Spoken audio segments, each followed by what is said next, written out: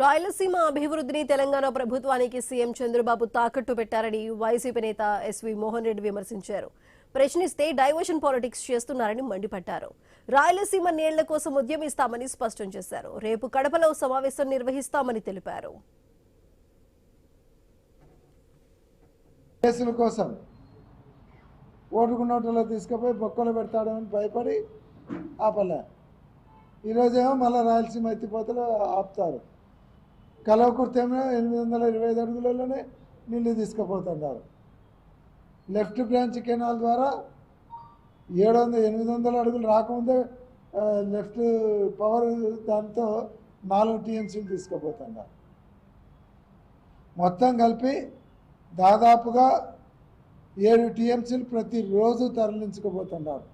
6.95 టీఎంసీలు. ఇక్కడేమో 840 అడుగులు వచ్చేంత వరకు 854 అడుగులు వచ్చే కానీ 7000 క్యూసెక్కులు తీసుకోవడానికి గతి లేదు.